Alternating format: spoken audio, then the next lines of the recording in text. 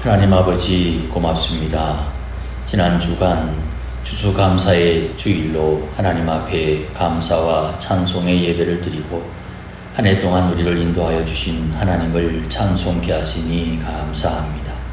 이제까지 인도하신 하나님의 손길 기억하며 앞으로도 하나님께서 우리를 인도하시고 우리를 이끌어 가실 것을 믿고 믿음의 삶을 살도록 인도하여 주시옵소서. 우리 마음에 혹 속상한 일이 있어도 우리 눈에 혹 답답한 일이 보여도 우리 손에 아무것 잡히지 않아도 믿음으로 사는 법을 배우게 하소서. 살아계신 하나님께서 함께 하시며 약속하신 하나님께서 그 약속을 이루실 것이며 또한 하나님께서 우리를 위하여 준비하신 것을 받아 누리기에 합당한 신앙과 믿음이 되도록 은혜 위에 은혜 더하여 주옵소서. 우리를 불러 구원하신 예수님의 이름으로 기원하옵나이다. 아멘. 오늘 본문 열왕기 4장에 기록된 5가지 신기한 일 중에 5번째 말씀입니다. 첫 번째는 선지자의 아내에 기름을 채워주는 사건이 있었고, 두 번째는 수넴 여인의 잉태와 출산 그리고 아이가 다시 살아나는 사건이 있었습니다. 그리고 우리가 지난주에 살폈듯이 해독 사건이 있었고, 오늘 마지막으로 100명을 먹이는 사건입니다. 오늘 본문의 내용은 상당히 짧아서 그렇게 크게 살필 내용은 없습니다만은 우리가 자주 못 보는 장소에 대한 말씀이 있습니다. 이 사건이 어디서 일어났느냐, 이게 오늘 내용에 좀 중요합니다. 42절에 보면 어떤 사람이 바알 살리사에서부터 왔다, 그렇게 표현이 되어 있는데, 이 42절에 등장하는 바알 살리사는 성경에 좀 추적을 해보니까 사울이 옛날에 아버지의 암나귀를 잃어버렸던 그곳에서 사울이 나귀를 찾아 헤맸던 지역이 이 살리사 지역입니다. 아마 같은 지명으로 주경학자들은 추측을 합니다. 같은 지역이라면 살리사는 에브라임 지역과 베냐민 지역이 만나는 경계가 되는 곳 그 어디입니다. 그래서 북쪽 에브라임 지역에 속한 살리사, 그리고 뒤에 나옵니다마는 그 베냐민 지역의 경계가 되는 사알림이라는 곳이 있습니다. 사무엘상 9장 4절에 등장하는 지명입니다. 그러니까 경계선을 그어두고 북쪽은 에브라임 지역, 남쪽은 베냐민 지역인데, 베냐민 지역은 남쪽 유다에 속했고 북쪽 에브라임은 이스라엘에 속하는 곳이지요. 우리 지역으로, 우리 시대의 말로 표현하면 거기가 분단선, 휴전선 이런 의미를 가지게 됩니다. 그러니까 그 지역은 북쪽 이스라엘 땅이기는 합니다만은 에브라임과 베냐민의 경계 지역이죠. 그래서 저들이 하나님의 신앙을 가지고 있으면서도 북쪽의 통치를 받는 그런 좀 어중간한 그런 모양새를 가지고 있습니다. 지금처럼 휴전선을 그어두고 서로 오고 가지 못하도록 막는 그런 살벌한 경계선이 아니기 때문에 아마 서로 왕래하는 통문, 왔다 갔다 하는 그 경계를 넘어가는 공식적인 통문은 있었겠지만 그렇게 살벌한 경계는 아니었던 것으로 추측이 됩니다. 오늘 본문에 이 지역이 왜 중요하냐 하면 그 뒤에 나오는 말씀, 처음 만든 떡을 하나님의 사람에게 가져왔다, 이 말씀 때문에 이 지역이 중요합니다. 이렇게 북쪽 이스라엘 지역의 사람 중에 처음 익은 열매로 만든 보리떡과 처음 익은 채소를 하나님의 사람 선지자에게 가져옵니다. 이건 우리가 금방 알아챌 수 있죠. 여호와께 드리는 예물입니다. 신명기 18장 말씀에 보면 이렇게 언급을 합니다. 제사장이 백성에게서 받을 몫이 있다. 그 중에 4절 말씀, 신명기 18장 4절에 보면 네가 처음 거둔 곡식과 포도주와 기름과 네가 처음 깎은 양털을 네가 그에게 줄 것이니 그렇게 말씀을 합니다. 그러니 여기서 이 어떤 사람이 하나님의 사람에게 가져온 이것은 하나님 앞에 드리는 예물이 되는 것입니다. 그리고 처음 익은 것을 하나님 앞에 드리는데 북쪽 이스라엘은 우리가 아는 대로 하나님의 신앙을 버리고 여로보암이 송아지를 만들어서 송아지 우상을 섬기도록 종교법이 개정되어 있는 그런 상태지요. 송아지 우상을 섬기는 이스라엘이지만은 이렇게 율법에 따라 여호와를 섬기는 사람들이 있었다는 것이고, 이들이 살던 지역이 남쪽 유다와 북쪽 이스라엘의 경계 지역이었다는 거예요. 그러니 율법에 따라 여호와를 섬기는데 북쪽에는 이 송아지 우상을 섬기는 일 때문에 제사장과 레위인들이 없어요. 그러다 보니까 선지자에게 이것을 가지고 온 것이 아니냐, 이렇게 추측을 하는 것입니다. 북쪽 이스라엘에는 제사장과 레위인들이 거의 사라져 버렸습니다. 우상을 숭배하도록 강요하기도 하고 또 나름대로 핍박도 있었던 것 같아요. 그래서 르호보암 시대 때에 대부분의 레위인들이 남쪽으로 피난을 갔다, 그렇게 말씀에 기록합니다. 역대하 11장의 말씀에 보시면 온 이스라엘의 제사장들과 레위 사람들이 그들의 모든 지방에서 르호보암에게 돌아왔다. 북쪽에서 남쪽으로 이주를 하게 되었습니다. 그러니 제사장이 없고 레위인이 없으니까 북쪽에 있는 여로보암은 아무나에게 자기들이 세운 우상을 섬길 수 있는 제사장을 세우는 것입니다. 북쪽에 있는 제사장은 정통 율법에 근거한 제사장이 아니지요. 그러니 저들이 하나님 앞에 경건함을 따라 율법에 따라 하나님 앞에 처음 익은 열매는 드려야 되겠고, 그것을 제사장이 없으니까 선지자에게, 하나님의 사람에게 드리게 되었던 거예요. 이 배경을 우리가 조금 이해하고 이 말씀을 보면 좋겠습니다. 이렇게 경건한 사람들이 율법에 따라 처음 익은 소산을 여호와 앞에 드립니다. 선지 생도들을 위해서 헌신하고 후원하는 것으로 우리 시대의 말로 표현할 수가 있겠지요. 이 아름다운 장면이 있습니다만은 문제는 아마 흉년과 관련되어 있는지는 모르겠습니다만은 그 양이 아주 적다는 거예요.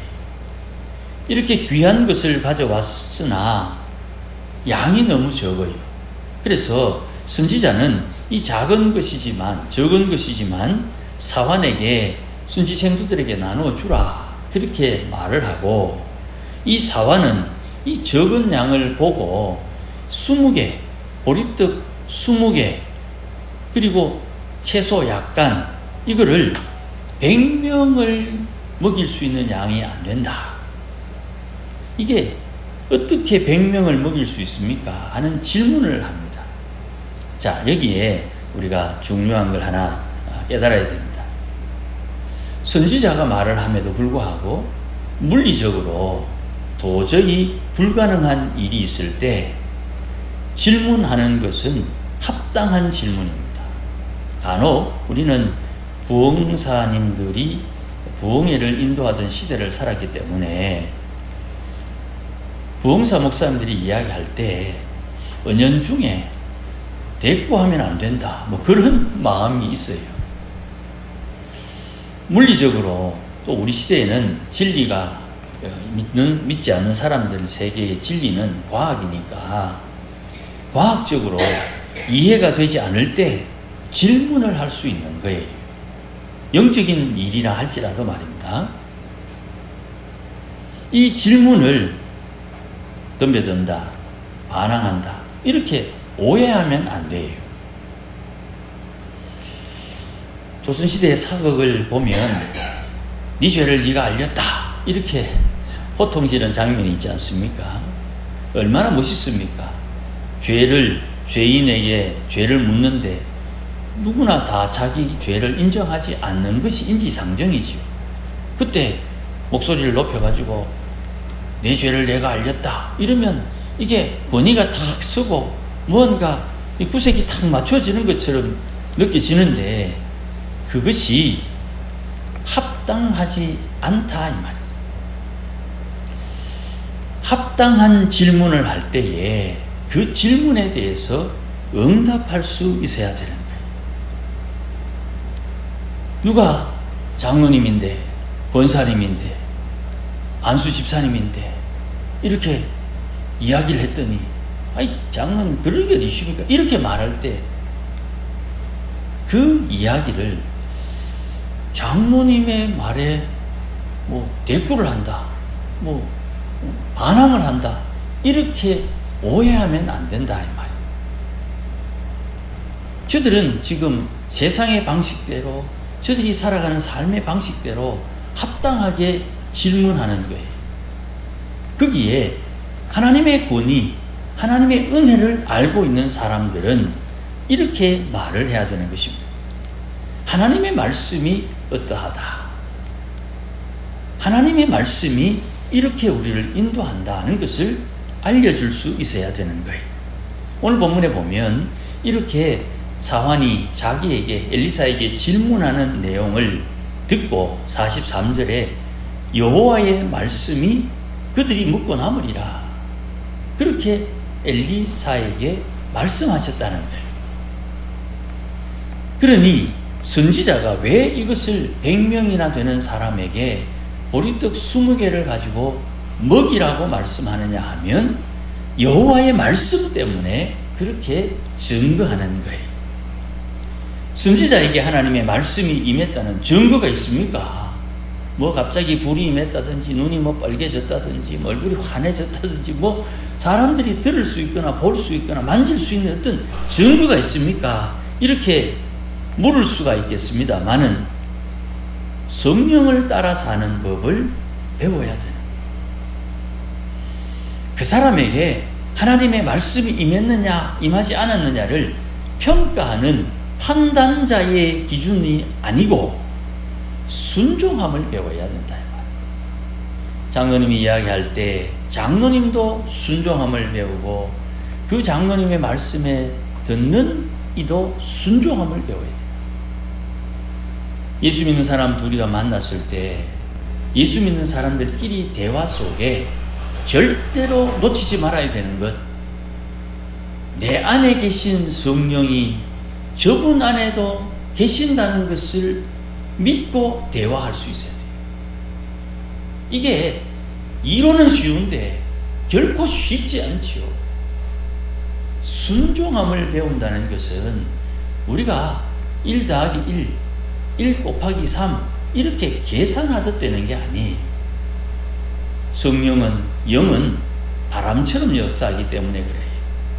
지금 엘리사는 이미 엘리야의 영감에 갑절의 영감으로 사역하는 선지자지 않습니까? 당연하다고 생각하겠지만은 지금 양육받는 선지 생도들이 하나님 말씀의 순종함을 배우는 기회로 엘리사가 이 상황을 사용하고 있는 거예요. 하나님의 말씀이 임하는 것 너희들 잘 보이지 않지?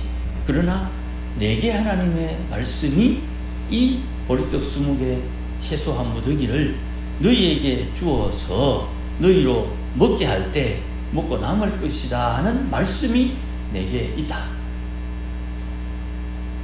엘리사여, 당신에게 하나님의 말씀이 임한 증거가 뭡니까? 이렇게 물을 때 먹어봐라. 먹고 나면 남는다. 하나님의 말씀에 이러하니 순종해봐라 하는 것을 엘리사가 생도들에게 가르치고 있는 거예요. 오늘도 몇몇 목사님들과 대화를 나누었습니다만은 서울 왕성교회에 섬겼던 최모 목사님이라는 분이 있습니다.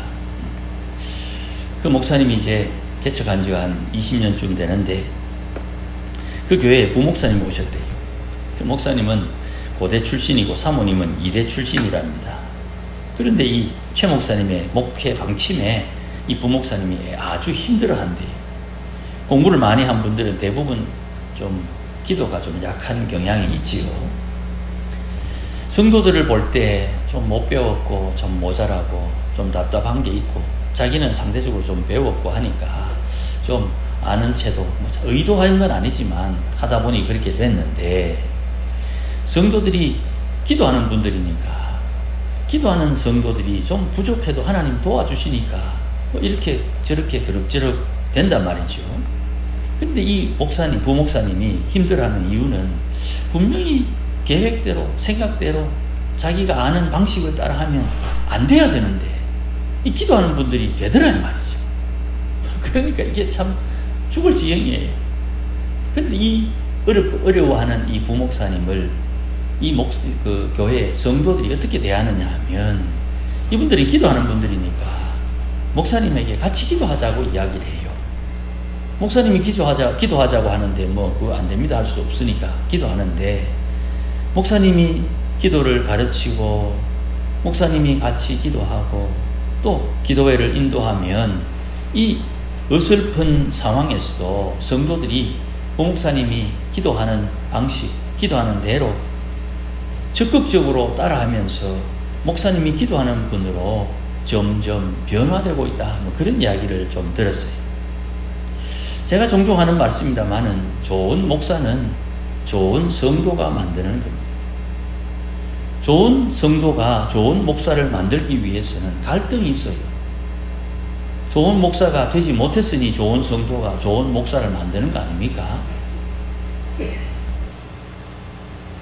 좋은 성도가 좋은 목사를 만들기 위해서 조금 수고하고 또 어려운 일도 겪고 답답한 상황도 견뎌야 돼요. 똑같습니다.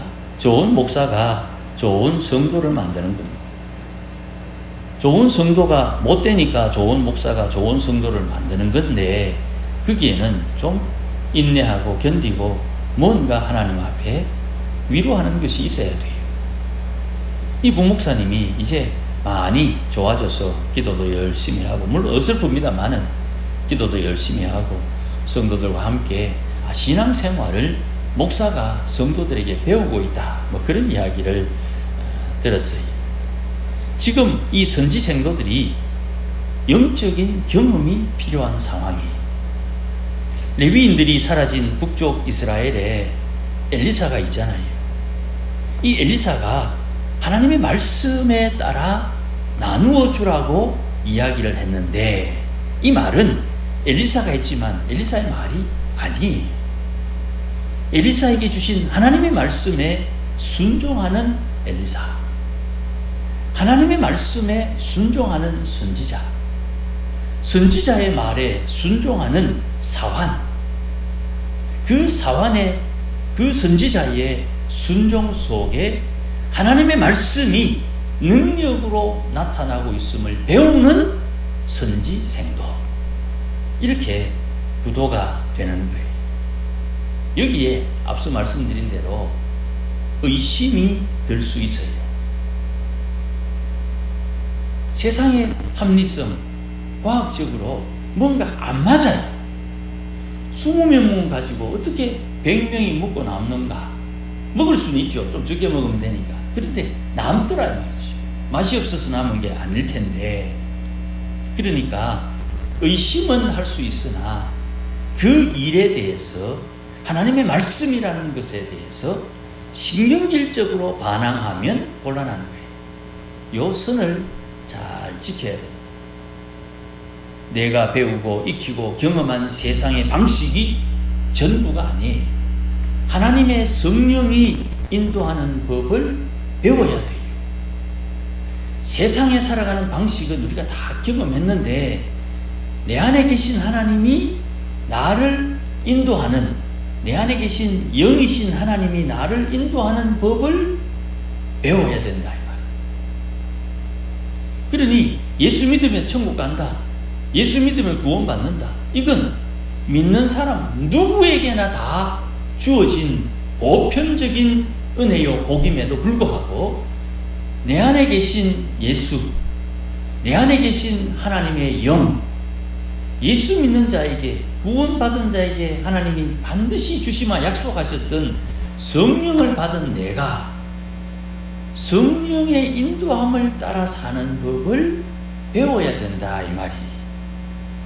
이 성령의 인도함을 따라 사는 법을 배울 때에 신경질적으로 반항하면 안 되는 거예요.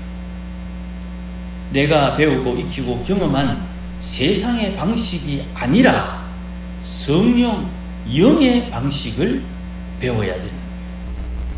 그러다 보니까 내 감정에 따라 움직이는 행실이 자칫 내 의도와는 상관없이 하나님의 성령의 역사를 방해하거나 소멸할 수 있어요. 그렇기 때문에 성화를 기대해야 되는데 성화될 수 있는 기회를 하나님이 주시는데 그 기회를 의심, 합리, 내 경험, 내가 아는 지식, 내 감정에 의해서 날려버릴 수가 있는 거예요. 이런 것이 주의 말씀에 냉철하게 표현하면 하나님의 백성들이 하나님을 거역하게 됩니다. 하나님의 사람들이 하나님이 주신 은혜를 몰라서 거부하고 소멸시키고 회방하고 반대하게 되는 거예요. 성화의 기회인데 성화의 기회를 내가 포기하게 된다. 왜 그렇습니까? 내 감정 때문에, 내 지식 때문에, 내 경험 때문에, 내가 아는 방식 때문에 하나님의 영이 일하는 방식을 놓치게 된다. 그러면 우리는 어떻게 해야 됩니까? 이렇게 묻죠. 순종함을 배워야 됩니다. 덮어놓고 순종해야 됩니까? 아니요. 내 안에 계신 성령께서 나를 인도하시는 것에 관심을 두고 순종함을 배워야 돼요. 이게 이제 왔다 갔다 하는 오리무중이 되니까 나름대로 기준의 틀을 제시할 때 그거를 계명이다 이렇게 표현합니다. 옛사람의 악한 성품, 원래 내 성품을 따라 살지 않고 내 안에 계신 성령이 나를 인도하는 새 사람의 새 성품을 따라 사는 법을 배워야 됩니다. 그게 기준이 성령이 인도하는데 성령이 인도하지 않는 것과 어떤 차이냐? 부모를 공경함으로 하나님 앞에 순종함을 배웁니다. 이게 모든 신앙의 근본이에요. 모든 신앙의 근본은 순종함을 배우느냐에 따라 달라져요. 순종함을 배우지 못한 아들이 아버지 내 재산 어차피 물려줄 낀데 내게 주소. 그래가지고 그 재산 가지고 아버지 없는 아버지의 잔소리를 듣지 않는 먼 곳으로 떠났더니 어느 날 정신 차려보니 내 아버지 집에는 먹을 것이 많은데 나는 지금 이 신세가 무엇이냐 이런 상황이 되었단 말이에요. 뭐 10년이 될 수도 있고 1년이 될 수도 있고 어떤 정한 기간이 지나면 그렇게 된다 이 말이죠. 그때 스스로 깨닫고 아버지께로 돌아올 수 있느냐? 그 시간 동안 순종을 배우기 위해서 필요한 기간이라. 하나님의 백성들이 이 땅에 사는 동안 해야 되는 가장 관심은 하나입니다. 재산 넣는 거 좋아요. 그러나 순종함을 배우지 못하고 재산이 늘면 그 재산 가지고 하나님의 일에 하나님의 역사에 헌신하거나 동참하기보다 예수님 이후에 어떤 부자처럼 야 원래 풍년이다 내 영혼아 창고 짓고 거기에 잔뜩 넣어놓고 이제 떵떵거리며 편안하게 살자. 주님 그때 말씀하시기를 오늘 밤에 네 영혼을 불러들이면 그 수많은 재물들이 누구 것이 되겠느냐. 주의 말씀을 묵상해보면 그 답은 뻔한 거예요. 자, 이 말씀이 여러분 헌신하라, 여러분 내놓으라, 여러분 하나님 앞에 더 바치라, 이런 이야기는 전혀 아닙니다. 하나님 앞에 순종하는 이에게 20명밖에 먹지 못할 것이 100명이 먹고 남는 이 엄청난 일은 순종하는 자를 통해서 하나님이 하시는 일이다. 그런 일을 할 수 있기 위해서 순종함을 배워야 된다. 순종함을 배워야 된다. 예수님 말씀에 순종함에 배우는 원리는 어떻습니까? 작은 것에 충성하면 큰 것을 맡긴다. 작은 것에 충성하는 버릇이 있으면 되는 것. 그런데 이것도 결코 쉽지 않은 것을 우리가 알지요. 공교롭게도 말씀과 계획된 건 아닙니다만 추수감사절을 지냈습니다. 추수감사절에 이제 아랫강단을 좀 꾸몄으면 좋겠다 하는 마음을 여러 차례 제가 말씀을 드렸습니다. 이것저것 빠질 것 없이 이것저것 작은 것, 큰 것 하나님 앞에 정성스러운 마음으로 바치고 주님에게 드린 손길들, 저는 그 마음들이 참 고마워요. 많고 적고는 중요한 게 아닙니다. 하나님 앞에 우리의 신앙이 어떤지 스스로 점검하는 기회가 됩니다. 하나님 앞에 우리가 말하고 기도하고 또 행동하는 그 모든 근본에 하나님 앞에 드리는 이 아름다움이 우리에게 있다. 지금은 작은 것을 드렸어요. 그러나 하나님께서 큰 것을 맡기시면 그 큰 것에 합당한 것으로 하나님 앞에 드릴 거예요. 이렇게 순종함을 배우는 것이고, 이것을 이제 우리가 충분히 예측하고 이해하기 때문에 우리 자녀들에게 뭘 가르쳐야 되느냐? 부모의 말에 순종함을 가르쳐야 돼요. 부모의 말에 순종하는 것을 통해서 우리 자녀들이 하나님 앞에 반드시 복을 받을 증거가 돼요. 그러므로 오늘 100명을 먹인 선지자, 신기한 일을 경험했다. 여기에서 끝나면 안 되는 거예요. 이 신기한 일은 우리에게 무엇을 가르치는가? 순종함을 배우라는 성화에 준엄하신 하나님의 의도, 말씀을 깨달아야 돼요.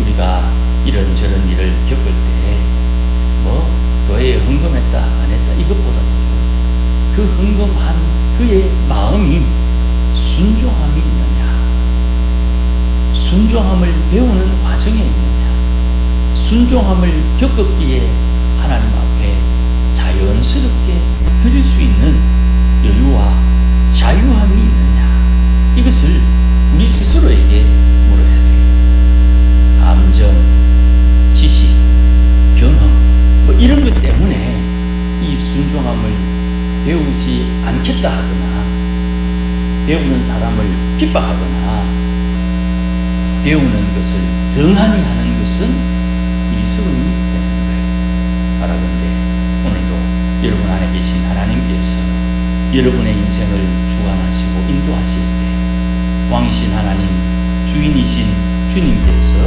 우리 인생을 인도하실 때 순종함을 배워서 하나님 약속하신 것을 잘 준비하는 그런 믿음의 권속들이 되기를 주의 이름으로 축복합니다.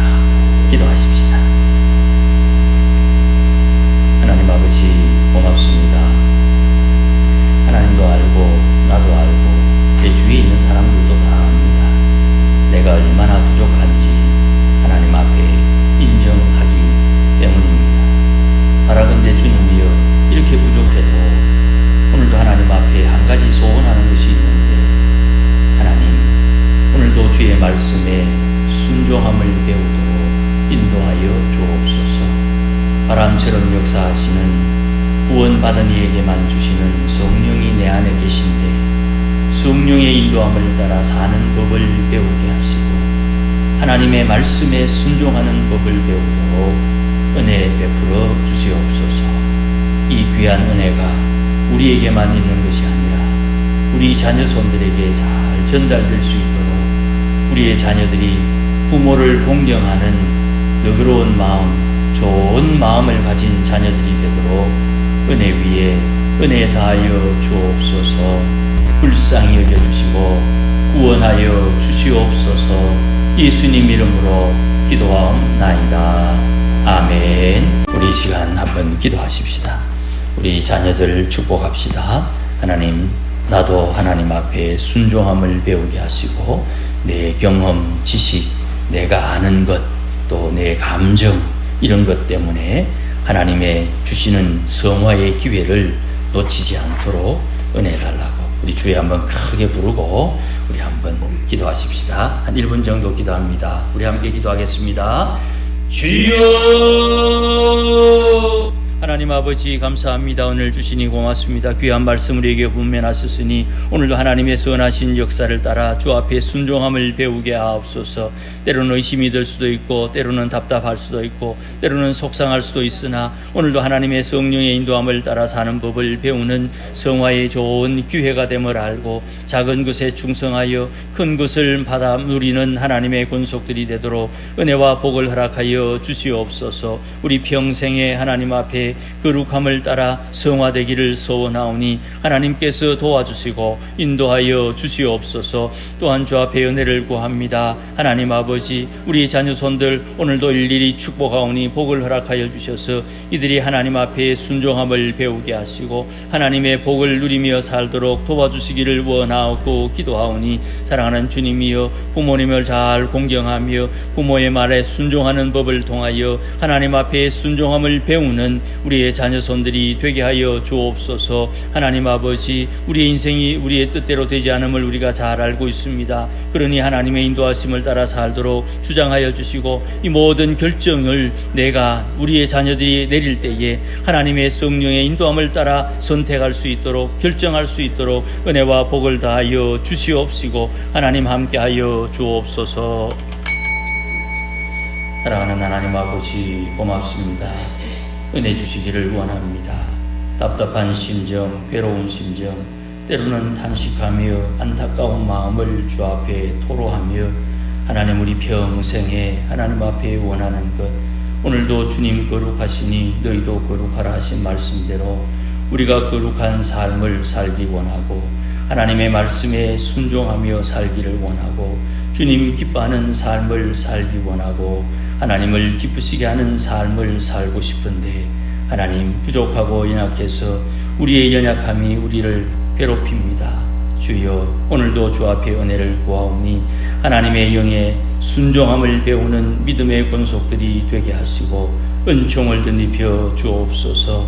이렇게 순종함을 배우는 거룩한 삶을 살 때에 우리의 자녀손들에게도 이 아름다운 버릇, 이 아름다운 습관, 이 아름다운 신앙이 잘 물려질 수 있도록 복을 허락하여 주셔서 대대로 하늘의 은혜와 복을 누리며 사는 믿음의 권속들 되게 하옵소서. 주 앞에 늘 돌이키며 은혜를 구하며 하나님과 동행하기를 소원하는 모든 이들에게 이 놀라운 은혜와 복을 더하여 주옵소서.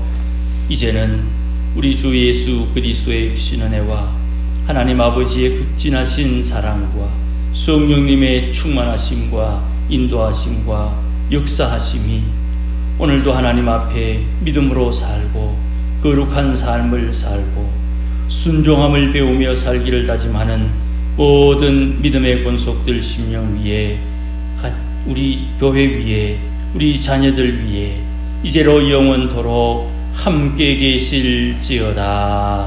아멘.